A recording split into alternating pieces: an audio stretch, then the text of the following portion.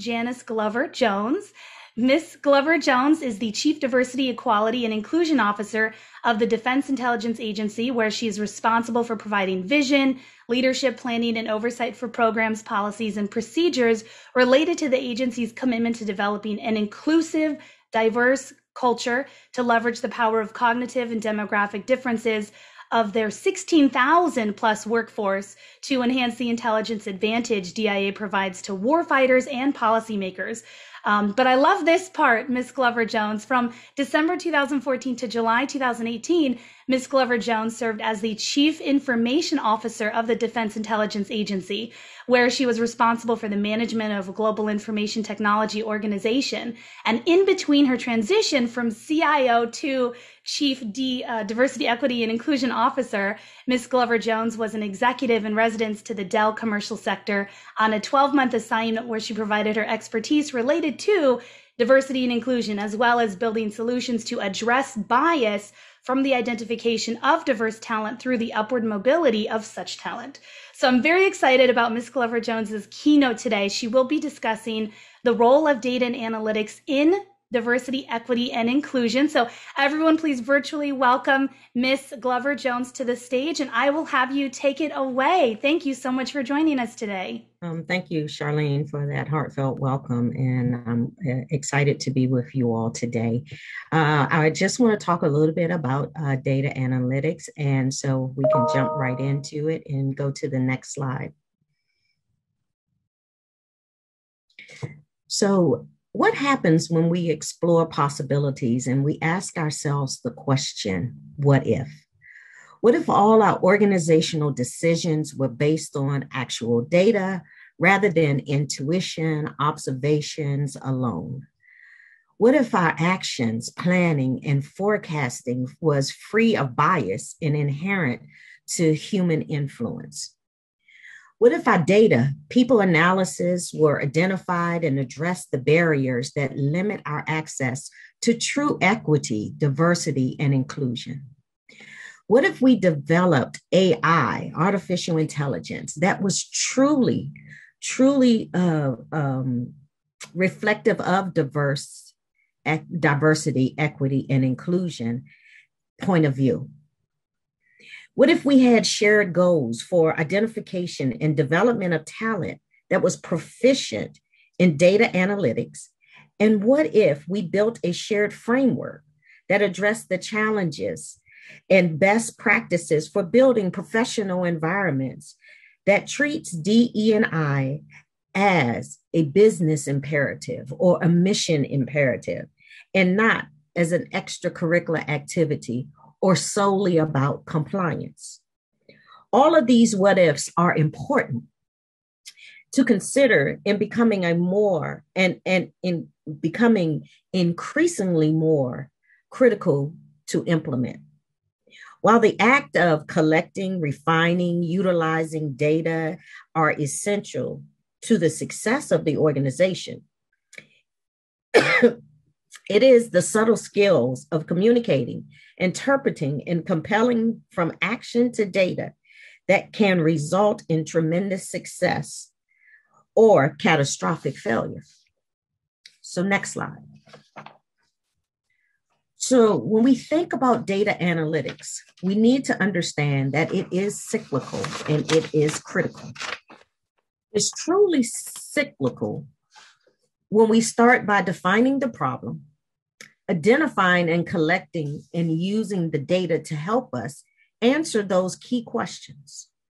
We then analyze the data, communicate the results and answers to our customers and decision makers. Once we have to deliver a solution, we get feedback, lessons learned from both the team and the customers to improve our data activities. Then we start on with the next problem. While doing this analysis, we're also gathering and learning and evolving. We are establishing the baselines and consistently checking against our progress. This measuring and monitoring and promoting diversity and inclusion in the workplace is critical for our success, is critical for insights, and is critical for our growth. And most of us know that diversity is about a collective of differences as well as similarities. And so while there is identity diversity, we also want cognitive diversity. So when you think about the challenges that are facing your business today or the challenges that are facing your team, when you think about the fact that we want a diverse team and not just built upon identity diversity, but each team member comes with a different set of experiences, backgrounds, education, and we want that cognitive, that thought diversity. We want different ideas, opinions, and options of how we can address some of our biggest problems. And we also know that we can't stop with just diversity. We want inclusion because we have to create an environment where they feel comfortable to bring those different perspectives. We often tell teams we want them to be innovative. Well, innovation inherently challenges the status quo. And so we have to create the environment where people can challenge the status quo. And when challenging the status quo, we create a healthy tension that we can debate options, that we can debate solutions. And that can't be done if we don't have an environment that is inclusive, that is welcoming, that allows for those types of conversations to happen, that allows for those voices to be heard, to be considered, to be respected. And so in order to do that, we must maintain a mindset that allows for data to take us places that we may not have thought or expected because of our own personal biases, to be challenged by this analysis and by the customer feedback. We also have to understand that the improper use of statistics and bias models will establish inequalities and perpetuate the biases. And it comes with collateral damage to multiple races, national origin, and gaining representation. And so I encourage us that as we do data analytics, we also have to allow the data to take us places where we had not have gone on our own to gain those insights. And it's important to understand and consider when reviewing and analyzing the data that confirmation bias is real. The tendency to interpret new information so that it becomes compatible with our existing theories. So if we only look for data that support our theories, we miss opportunities. If we only look for data that support our beliefs and our convictions, we miss seeing things that often is right in front of us. And we'll filter out any new information that can contradict our existing views. And so the implication for people analytics is that everybody is vulnerable to this bias. Also, the people working in the people analytics, we who are DE&I professionals, we are biased as well. And so we always have to check our biases. People analytic professionals, we must take the confirmation bias into account when we're presenting our analysis, when we're looking for to glean insights before we present to our stakeholders and decision makers. Next slide. So how do we use what we have for data-driven decision making? And so we look for value wherever it can be found, and we consider all available sources of data to generate a story. And then we go through the critical steps that I've already talked about: gather, analyze, measure, discern your findings. And we have metrics to diagnose. So we think about our D&I efforts backed by data-driven approaches and successes. We establish that baseline. As we look at these things that are on this place, on this slide here, right, you can begin to look and use data to help you understand any of these areas that are highlighted here. And you will begin to, once you establish your baseline, you'll define the key metrics that you're trying to monitor and monitor your activities, your organization's activities against these metrics. And the metrics in the diagnosis process should serve three purposes. It should diagnose the risks, the opportunities, and track your progress against a said initiative and calculate the return on investment. And then when you think about learning and development efforts, who's getting the opportunities? who's not getting the opportunities. If they're being told no, at what level are they being told no? Or are they being told no just through silence, no response? And so for some of these, you also may have to conduct what we would call focus groups along with your data analytics. If you look at recruitment efforts, comparing the numbers of applicants for open positions, from monitoring the groups against potential pool of applicants, and monitoring groups or labor market representations, or monitoring those who don't make the cut. Are there any similarities? Is there a correlation between those who may not make the cut in some other data set? And when you look at promotion efforts, tracking the promotions, awards to individuals, monitoring the group size compared with the promotions, and awards to individuals who may not be members of a monitored group. And so you need to look at all angles of it. The ones who are getting the promotions, what are the commonalities within that group? What are the similarities with those within that group? Is there a correlation between those who are getting promoted and those who get the learning and development opportunities? And so there are multiple angles and aspects that we have to look at and when we look at data analytics against the people. Now we have to consider the possible data sources and key performance metrics indicators and what to do with them. How do we know something will actually be done with the data? And can we make decisions actually using the data?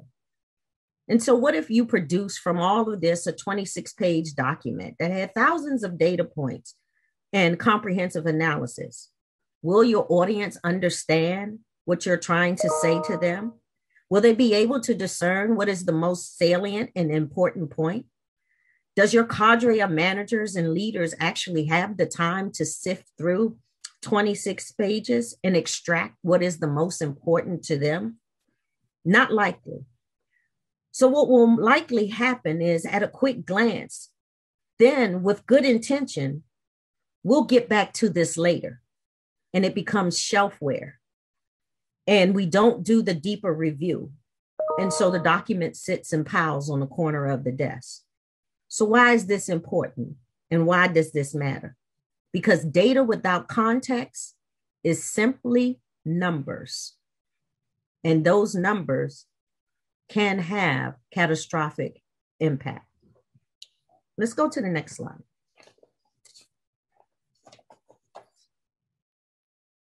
On October the 6th, 1973, the Israelis informed the Secretary of State, then Henry Kissinger, about a war that had broken out in Egypt and Syria. Secretary Kissinger asked his staff at the time, why was the US not more prepared for these events unfolding? In response, his staff cited many reports that had been provided to him earlier. Kissinger refuted their claims, saying, while they did in fact report to him on the topic, they failed to compel his attention for him to look at those reports. So can you imagine communicating something so important over and over again to only find out that your ability to tell the story was less than stellar? It didn't get their attention. So let's let this Kissinger story be a constant reminder that when we are communicating the results of our analysis, that we not only point out the significant findings, but we must also communicate the why they are so significant. If nothing else, know this, that data-driven decision-making is an act of making decisions that are backed by hard data, rather than making decisions that are intuitive or based on observations alone. It is important to remember that the most effective and efficient position for a leader is to be proactive rather than a reactive stance. In order to move from proactive stances, the leader must be able to determine where the risk is unattainable. And so, as we mentioned before, that data without context is simply numbers. Staff can provide all of these reports in the world, but unless the presentation is compelling and the context is provided, there's a strong likelihood that the reports may prove inefficient. And so leaders must place the data into context for it to have its value. Next slide. So let's talk about the movie here briefly, The Big Short. Wall Street guru Michael Burry was a stock investor in San Jose, California. And in 2005, nearly 3 years before the market crashed in 2008, Michael seriously began suspecting that the housing market crash was imminent and Wall Street was on the verge of a catastrophe. To confirm his suspicion, he began investing and looking for signs using large amounts of data and industry research to confirm his hunch. He came up with the idea that he believed that would help the economy and potentially prevent the catastrophe from happening, which was to buy all of the credit default swaps on the subprime mortgage bonds, something that had never been done to date. Let's play the first link of the video.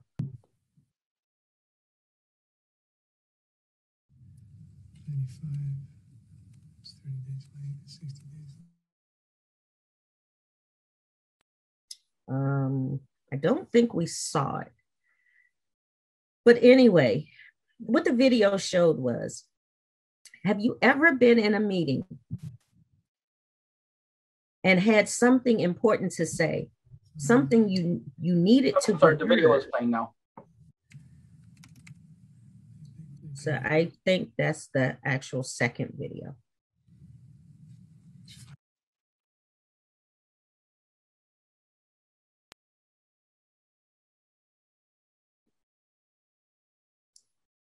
We can move on for the sake of time. So have you ever been in a meeting and had something important to say? If you could just put the slides back up. Something you need to be heard and understood, only to be ignored or worse, laughed at. In that second video that you saw briefly, this was Michael poring over tons of data, overwhelming data to support his theory. And that's what that spreadsheet was that was flowing back and forth. The bank essentially laughed at him and thought that his unconventional approach and solution was utterly crazy. His leadership also proved to be unsupportive of his approach and demanded that he return all of the firm's money that he had invested. So what really happened?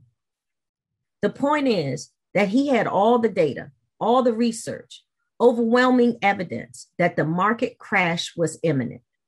Ultimately, he failed to compel the significance of this, and he failed to compel enough of the story for the banks and the hedge funds to stop laughing at him and to consider his theory. Furthermore, his leadership lost trust in him and demanded that he return the firm's investment. What's the cost of exclusion? By the time it was all said and done, the economy had tanked to historic levels. Over 2.6 million jobs was lost in that recession. Millions of people lost their homes and their livelihoods. So think about your respective jobs. What if an employee came to you with overwhelming data that failed to compel? What is the risk? What is the cost to your company? Is it worth it? When you're dealing with business units and business leaders, they may not believe the value of diversity, equity, and inclusion. They may not believe the data points that you're putting in front of them. You may have to make sure the data has a compelling story that faces back to the business units.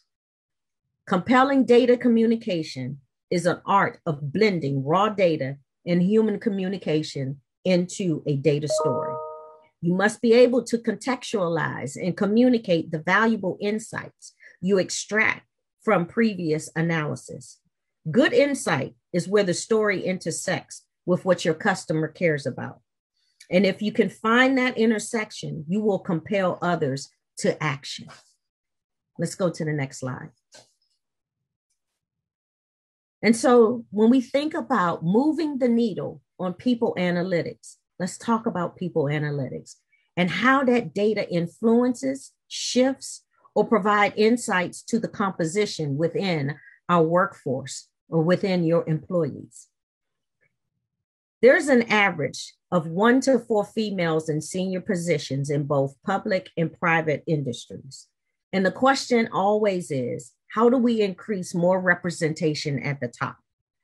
Our quick answer is to hire more females. However, historically speaking, while companies are making leaps and strides to increase their female footprint at the top, we still cannot move the needle fast enough. Why is that? Well, according to HR, people often assume that people data follows a normal distribution. Based on historical data and data sets largely points to the natural dip in departments for females at mid-career. Recently, my team conducted a root cause analysis to figure out why we can't move the needle fast enough, despite our rigorous efforts to hire more females than ever.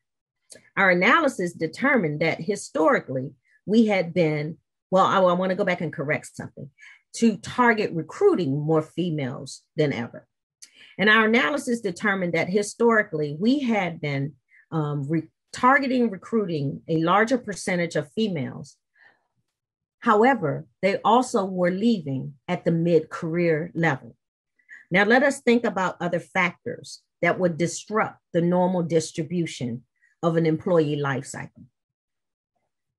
We all just spent the last 15, 16 months of COVID-19. And according to Fidelity Investments, researchers indicate that nearly 39% of females are considering a job change during and post this COVID pandemic. Furthermore, McKinsey surveyed 11 countries and found out that females, single parents, are spending roughly 20 more hours a week in a household, performing household duties, childcare, and school responsibilities. That's almost equivalent to a part-time job. Wow, we have yet to see the totality of the implications of COVID on the workforce. We already know that females are earlier in their career and are underrepresented in senior positions.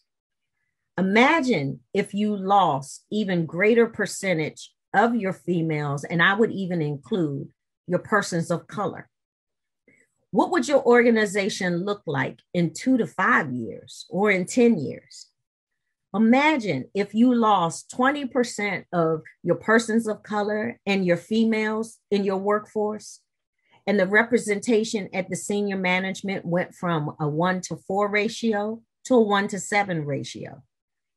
While we don't have a crystal ball to tell us the future, what we do know is that there is compelling evidence to suggest that a larger than normal percentage of females in the workforce plan to depart and change their career.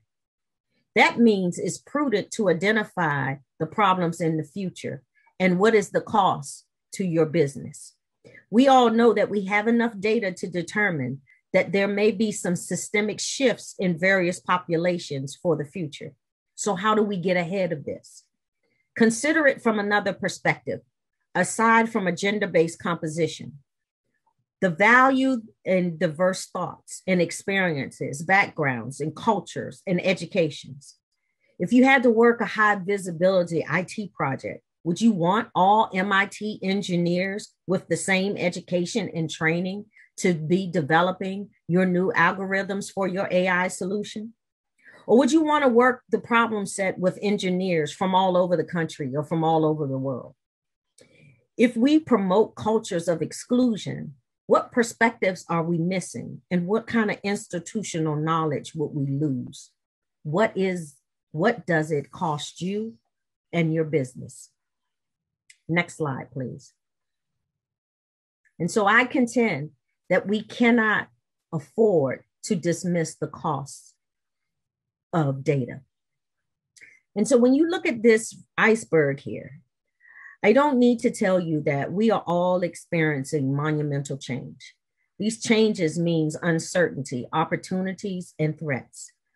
Like historical evidence described, with this change, the conditions are set for catastrophic or success. What does it cost you when you don't compel? What does it cost you when you don't uh, remain agile and leverage the tools for innovation? What does it cost you when you have a workforce or a large percentage of your workforce that is actively disengaged? They're miserable at work. They're spreading negativity to their colleagues and their customers. Gallup has estimated that employee disengagement costs the US economy as much as $350 billion every year. And so we have overwhelming data that we can use, that we can use to help us understand how do we get ahead of this problem, and so how do we fix it. Next slide. So merely analyzing the data won't fix the problem around D&I. You can't fix a problem first that you're not willing to acknowledge. Part of the willingness is to tell a clear and compelling story that contextualizes your data findings. We got to bridge the gap between numbers, and contextualization is the key to developing a data culture within the organization. Sometimes diversity and inclusion barriers are within our human resources, so maybe they're within our learning and development department, or maybe they're within some of our own business units. And sometimes not at all. It just depends on your organization. There are fights and battles in lots of organizations surrounding D&I, but we have to deal with those issues and we have to come together. Barriers in organizations come in many forms, and you must be able to identify them. You can have institutional barriers to rules, restrictions, policies, processes, traditions, and habits within your organization. Or perhaps your organization has a glass ceiling and a glass wall that is boxing employees from advancing to the next level. You can tell a compelling story built if you can tell your compelling story if you're willing to break down these cultural issues between talent acquisition, learning and development, DE&I, if you just simply partner together. And once the barriers are identified, we must be willing to collaborate, share the findings, and develop strategies for change. So don't be afraid to be innovative in this space. Don't be afraid to come up with bold solutions to help move the needle on D&I, to utilize the data and to compel the leadership to buy in and to gain the acknowledgement that there is a problem and solution must be top-down driven to help break all of these barriers. And with that, I know we're almost out of time. I'm going to conclude here and see if we have a moment for questions. Thank you so much, Ms. Glover-Jones. We do have 2 minutes left, so I would love to get to a couple here. Let me pull up. We have a question that has come in from Gary asking, do you employ ERGs or BRGs in the agency to support the mission of the agency? And if so, do you use commercial IT tools to gather KPIs and other data to support those initiatives? So yes, we do employ ARGs within our organization. But being that we are government, there is policies and limitations around what we can do from an ERG perspective. And so when I went to Dell, I saw how you can really invest in funding some of the ERG's activities. That's a little different on the government side of the house and how we're able to do that. And so we use KPI measures, but we use our baseline tools and technologies that is available to us across our enterprise. We don't have any said specific piece of technology or tools to support the ERGs solely. Mm-hmm. Let me squeeze in one more, and that is, what a good one. What is your biggest success story in the world of data? So my biggest success story in the world of data is when I came into this role, right, I understood that heretofore our culture in our organization had looked at diversity, equity, and inclusion from a compliance lens only. that we are governed by the EEOC and the laws around Title VII and what that is. And so I had to, my goal was to use data to tell the story and to relate it to our mission, where they would see the value of diversity, equity, and inclusion as a mission imperative and a force multiplier when you think about our business and what we do.